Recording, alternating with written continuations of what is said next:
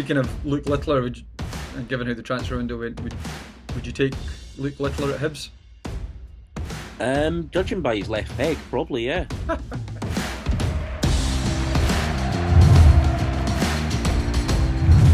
Hello, everyone. Welcome back to the Salt and Sauce podcast, discussing Edinburgh's two big clubs, Hearts and Spartans. Obviously, off to a good start. Hearts and Hibs, obviously, good to get some Scottish football not revolving around the old firm. Joined by, as always, my good friend Robert, who's going by the name Dwight Gale on Zoom today. Hello. So you've got a shout out for Dwight Gale, but Robert, you've got a couple of other shout outs to do before we get started. I do just want to thank everyone for watching the videos and had a lot of positive comments. So thanks very much for that. Please keep liking and subscribing. And we've also got two new sponsors. So we have AW Decor, thanks to Andy and the lads. You can see their details there, and they will look after all your painting and decorating needs. I can have a little plug for Andy that he painted my whole house when I was living in Scotland, and he did a great job at a reasonable price. And we also have Mint Box Removals, David Cran and his army. You can see his details there. Their offices are based in Edinburgh, however, they operate on a UK-wide basis, and they're one of the top removal companies in the country. So I'm aware that they've moved countless celebrities and footballers, and they've received really good reviews. So please give them a look, guys. So yeah, big thanks to our two sponsors. They are Celtic and Aberdeen fans, respectively, but despite that, we're grateful for the support all the same. So Robert, on to the podcast now. A few things to cover today. We're going to review the matches from the weekend. That will be a nice positive one to get started with. Certainly better than last week for yourself. Yeah. We also want to review the transfer window.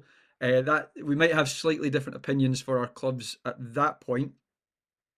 And then we want to talk about the matches coming up this weekend, of course. So, do you want to get started, Robert? Matches that have previously just been, you guys had Aberdeen at the weekend. Yeah, and I just want to apologise to Hibs because I was way too negative, and I think there was way too much credit for a very, very poor Aberdeen side. Yeah. That has got to be. I mean, although the score was only 2-0, in terms of their play and what they offered, that's one of the poorest Aberdeen sides. It's up there with the good win scoreline that I talked about in the last episode. They just looked like they had nothing. And Hibs, again, we didn't have to be amazing. We didn't have to hit top gear. We missed chances and we still won the game 2-0 fairly comfortably, which was nice. As I always said, I don't mind winning ugly. It's all about points. But I was very, very happy to see we defended really, really well. So I know they offered very little. However, the likes of Rocky, the likes of Iredale, even our keeper Smith, they just look solid and they look full of confidence as well. And there was no messing. And when the two chances did come, I talked about being clinical. We took those chances, and it could have been more. I mean, I think Boyle missed one, if not two, one-on-ones. And again, we won without arguably our most important player off form as well. And Bowie coming on and looking dangerous as well could be like a new signing to us. So, look, I think, as I said, too much credit to a very poor Aberdeen side. We get the job done. Gray got his tactics spot on, and we keep the gap over Hearts. So it's a win-win. Well, I suppose another way to look at it is very much closing the gap on Aberdeen, 2 points. But do you know, I saw the highlights on Sports Scene, and it I think the first half from memory, it was the Hibs goal and then an Aberdeen highlight that for me, God knows why they showed it. It wasn't even close to being a chance. And that was it for the first half. So it sounds like it Yeah. was a fairly, I don't want to say boring, but, uneventful game just where the job was done. No, it wasn't a great game. But again, I don't mind that. I've always said win the game and then worry about performance later. Yeah. Speaking of which, you might have another apology to make, Robert. I'm going to roughly quote what you said last week. Stuart, why on earth are you expecting to go to Dens Park and win? If you go there and win, then I might be eating a big slice of humble pie. The score was Can't remember, was it a 1-0? last Yeah. minute. It was 1-0 at one point, yeah, but then we got five more. What a win. I get your point. I get why you said what you said. However, it couldn't have gone much better for us. You couldn't have been much more wrong, in fairness. No, and look, we always say we hold our hands up. Yeah.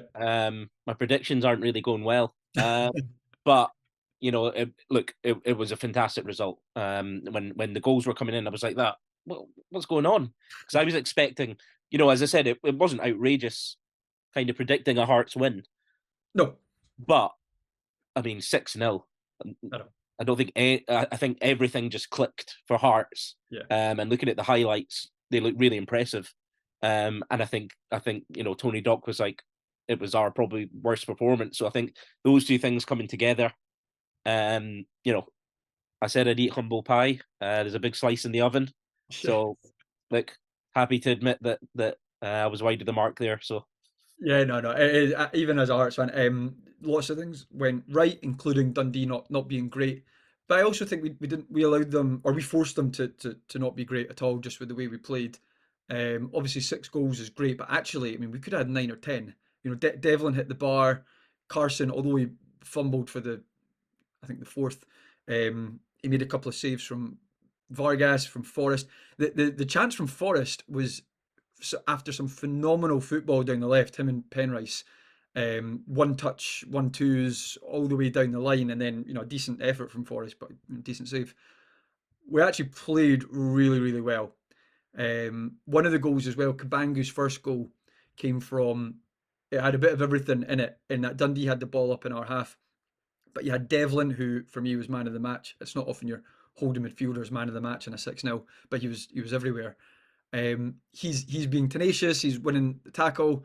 He's then, rather than just shelling it when he gets it, he's clipping it up the line to Kabangu. He has a lovely little knockdown header to Shankland. He plays the half volley pass, perfectly weighted. And because we finally got a bit of pace, Kabangu can get past the defence. He cuts inside, and it's a composed finish as well. It generally had a bit of everything. I thought it was a phenomenal goal, and I get it's not going to be like this every week, but that was as good as it gets, performance and result wise for Hearts. absolutely. And I think from a Hearts perspective, you've got Shankland finding the back of the net again. Yep. When it looked like he could be out the door in January. Yeah. And from a Hibs point of view, it kind of it made our victory even more important, because we lose that or we draw and Hearts get another 2 points on us or another 3 points. As we said before, the league's so tight. Mm. And the goal difference, because with the league being so tight, it might come down to that. So obviously to rack up a few, that was my other favourite thing, was barring maybe the keeper fumbling, they were all really good goals. Shankland's was a clever one touch, quick finish. Cabangu's had a volley. Spittles was a cracker on the half Yeah, I volley, saw that. Yeah, that was a top cracker. bin on his left foot as well. Just brilliant. Everything about it. It's one of those ones. Obviously, it wasn't quite like this, but a lot of folks saying it was like watching Brazil in the '70s in terms of the football. It's a bit of a cliche, but Get out of here. that's how good the football was at times, albeit the Scottish version of that. But actually, it links on to really nicely, because for me, a big part of that has been the signings that we've made. And I think it's been a really good window. There's probably one or two things we could have asked for, but for us, similar to Hibs, we were looking at summer as the big rebuild. Lots of folk coming in, a lot of folk going out, in all honesty, as well. But you mentioned about Shankland there. Shankland played really well. I've always said that Shankland's actually, I like him in the position that Boyce played, where he's actually in sort of number 10 role. He's a Lincoln much play. he's a much smarter footballer than I thought before we signed him. As well as the fact he bangs in the goals, well, usually does anyway. Um, but it seems like maybe getting Cabangu in, maybe a couple of others, has upped his game a bit. Shankland, he's had a bit of spell out the team. Hopefully, he comes back a bit fresher. There's even been talk of him signing a new contract. If he can get back to what he was, obviously that'd be amazing news for us. But we need to make sure he's in the right place to do that.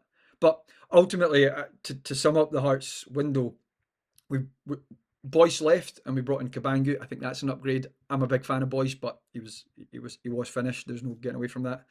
We sold Rolls for 600 grand. We've brought in McCart for 70, big profit, and at least the same, I would say, possibly an upgrade with McCart coming in. Lewis Nielsen's come back from loan and he's been brilliant the last couple of games that he's come in, especially with Halkett and Kent out for the season. Steinwender, the big centre half that we've signed, it's too early to say, but um, hopefully he comes good. Khartoum in midfield, we've not seen him yet, but again, you're hoping for the best. And even the last signing we made was Harry Milne, the left back from Partick Thistle. He comes with great reviews. Thistle fans are big keen on him. I would say it's the one position we didn't have cover for, with Stephen Kingsley also being out injured, and Penrice, who is prone to a booking and therefore a suspension, will be coming soon, I'm sure. To get someone like Milne in is perfect. And we got good money for Maliki Boateng, who I think could be a decent player, but he didn't really do anything for us. Salazar he's gone back to South America. We didn't even see him, to be honest, at all. And Macaulay Tate, who I think is a good young player, I quite like him, but he's gone on loan to Livingston, so good experience. I honestly think it's been a great window. We've upgraded on players, we've made a profit. We could have probably done with a winger and maybe one or two other attacking players, but when you consider the injuries, when you consider where we were, I'm really happy with that transfer window from Hearts, I would say. I Yeah. imagine sorry, I was going to say, I imagine that's a bit of contrast to maybe how you're feeling as a Hibs fan. Well, you know what? I was really annoyed um, when, you know, I think in the last episode we were covering that I was of the opinion for the push that the third and fourth still there for the taking, Mm. and I still do believe that. If you look at the Hibs business, so we brought in Alassane Mane. Um, we don't know how he's going to adapt to the Scottish game yet. We got rid of McCurdy, Luke Amos, Murray Johnson's out on loan, the keeper. Jake Dowell Hayes was released, and Noah Kenny is back on loan to Ross County. Mm. So it's a very quiet window. Um, Am I right in thinking, just sorry, two observations as a Hearts fan there? McCurdy and Doyle Hayes, surely you're not concerned about losing them. well, Douglas Hayes was good under Jack Ross, but apart from that, I mean, he's just on the treatment table Ah, right, okay. constantly. We're Yeah. we're just paying for his injuries on his day. He could be a half decent player, but just not available enough. Um, so we had to let him go. McCurdy, I mean, the guy has been begging for a move, which I was having an argument online with another Hibs fan that I thought he was just disrespecting the club, who have stood by him through his health issues, and obviously, look, we wish him all the best. We wouldn't wish any harm to a player, Mm. but when you've not really kicked the ball for the club on a big salary, you don't post yourself up in the strip of another team, begging for a Right. move, and Is that what he did? that was really disrespectful. So look, wish him all the best, but arguably the worst pound for pound signing Hibs I've ever made in Really, terms of I'm you know. thinking I don't- Pakijabi and all these people, I think Kajabi might have got an assist somewhere. You like know, Harry, for Hearts. Yeah, yeah, Harry McCurdy had 33 games, and I think he may have hit the target once in those 33 games. So, yeah, yeah. he had to be sold, and unfortunately, I think we had to pay a bit of his salary off as well to kind of get him to move on. So he's ended up at Bromley, and to be honest, based on what he has shown, that's probably his level. So, Yeah. I have to say, I actually was unaware he'd had health issues, so that's obviously sorry to hear, but he's obviously do better by the sounds of it. He, yeah, he was such an easy target as a Hearts fan to just yeah, make fun of someone on the other team. There was everything about him. hair, the dress sense, Yeah, but the thing is, see if he does that and then scores a hat trick yeah, against us. It's the same when I always remember Lee Griffiths. There was the chance of he looks like a thumb and all that. mm, But the thing I liked about Griffiths was he would take it and he would give it back. And I remember him absolutely, yeah, scoring at Tynecastle and giving the thumbs up. yeah, And, yeah, exactly. and I thought, fair dues to you, mate. And he had the ability to back up. Like, what a great player on his day Griffiths was. Yeah, and it's a bit like with kind of Paul Hartley as well. You know, loved giving him stick, but Aye. he could give it back and he could take it Yeah, yeah, um, yeah. as well. But if you back it up, you can be a bit cocky. Absolutely, yeah. You can, shut the fans up because if you're gonna sing for 90 minutes at a player and make fun of them, if they then score, well, Yeah, take your then I'm medicine. sorry. Yeah, absolutely. I'm all for that, and Yeah. I think that's important that that stays in the game, um, because I think that's one of the things that kind of makes football unique. Aye. But if you're not producing the goods and you're acting like you're a world class footballer and you know putting up that you're away on a golfing trip, it doesn't look good. It doesn't look good. So based on the transfer window, I'd love to know, Robert, I guess your predictions for the rest of the season. One in terms of the league, but also just thinking, and we'll talk about this in a bit. We've got the Scottish Cup this weekend. Um, any hopes of success there? So just to wrap up the transfer side of things, Sure. I've had a couple of days to think about it, and I think Gray and the club they don't want to upset the apple cart. Mm, The players are performing right now, probably overperforming a lot of them, and you don't want to upset that. If you have 4 or 5 players coming in, it can upset the rhythm, it can upset the balance. You've got more players to try and keep happy. And actually looking at our squad, I still think another keeper mm. because okay, Smith has been reasonably solid. A couple of mistakes at the start, but he's been reasonably solid. But if he gets injured, we're back to Bursic, who you know I think I could do a better job with my knees right now. Um, and also, I'm really worried we don't have cover for our defence either. Centre back, we've no one really. Miller's a right back; he's on the bench, and I wouldn't trust him to play centre back. So I was a bit surprised. Our link with Bournemouth that we maybe didn't say, give us a keeper, give us a centre half, 6 month loan to the summer just to cover us. Um, so we are gambling a bit that everyone's going to stay fit. Um, in terms of my predictions for the rest of the season, I think we will finish top six, Mhm. and I think we may go one or two better. Okay. I think based on where all the clubs are right now, the momentum. Obviously, Hearts have momentum, Hibs have momentum, Aberdeen are going the wrong way, St Mirren are up and down, Hilly have not found form, Dundee United, I don't see them sustaining They've, a they've challenge. already. I just don't. I think they've lost 4 out of 5. I might be Yeah, wrong on that, so but they're something they're, like that. they're starting to, and the momentum is with Hibs and Hearts. So that derby that's coming up in a few weeks Could be big. could be huge because the kind of the dent in the other's confidence that could do Mm. could be kind of terminal to those European positions.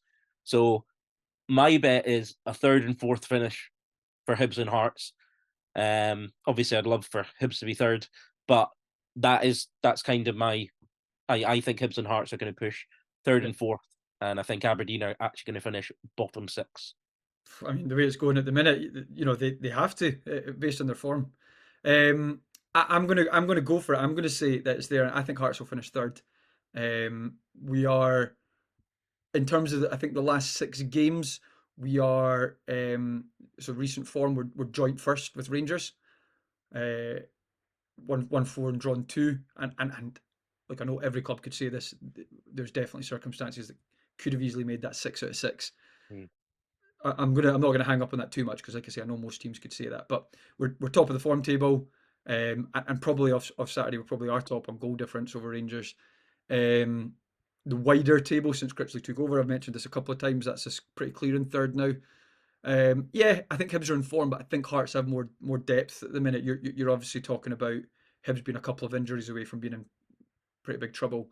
I Yeah, actually think Hearts have some good cover right now. Some of it yeah, could be better, yeah, so that's why I'm going to say that Hearts will catch up with Hibs and pip them to third. I agree. If obviously if it keeps going in their form, Hibs will be right behind us though.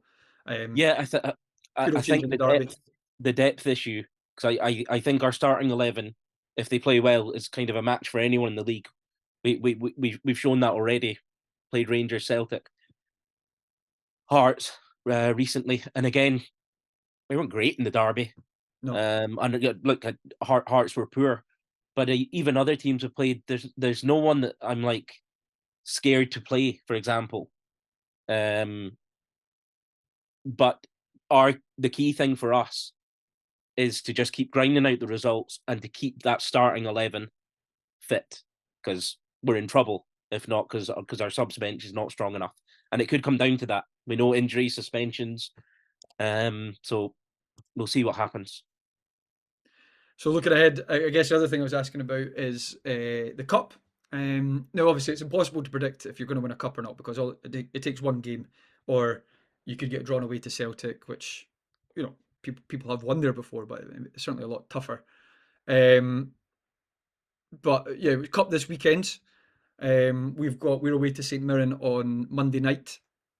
It's obviously it's a pretty tough draw when you consider we had Brecon and Clydebank between us in the last round. St Mirren away it is a tough draw. That said, I'm going to say the same thing as when we played Dundee. I think we're better than them. Okay, they've got home form, but St Mirren are in particular recently been struggling. I think they've lost 3 or 4 on the spin. Um, we could easily have a stinker. They could easily have a blinder. So I totally get that.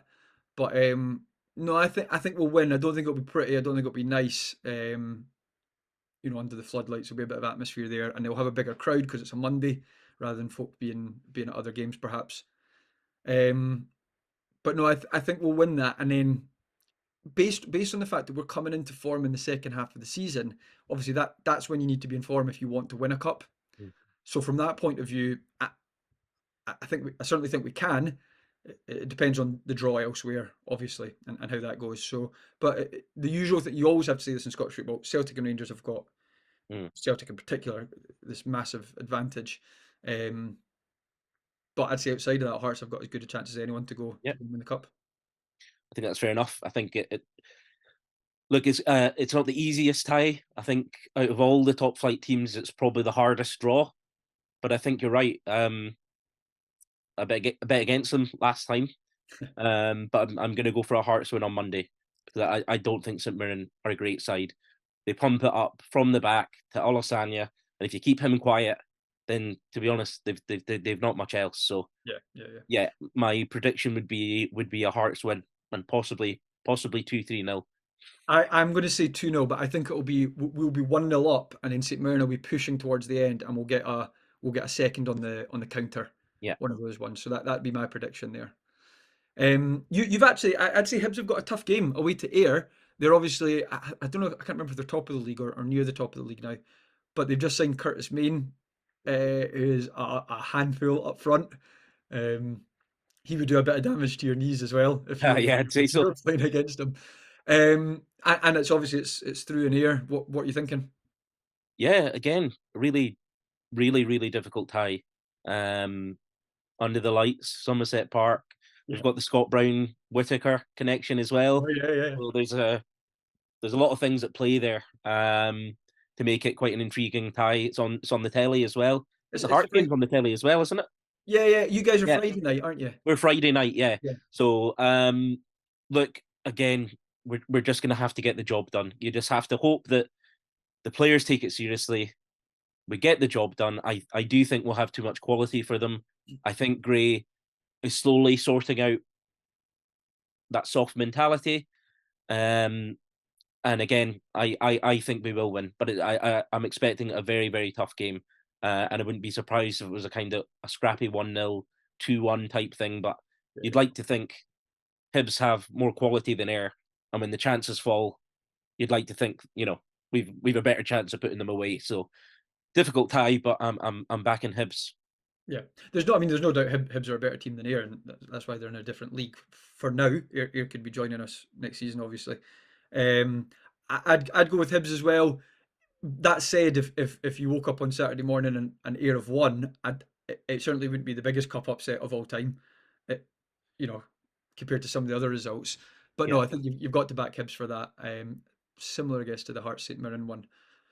I'd say I'd go for like a Hibs 1-0 as well. yeah, it's going to be scrappy.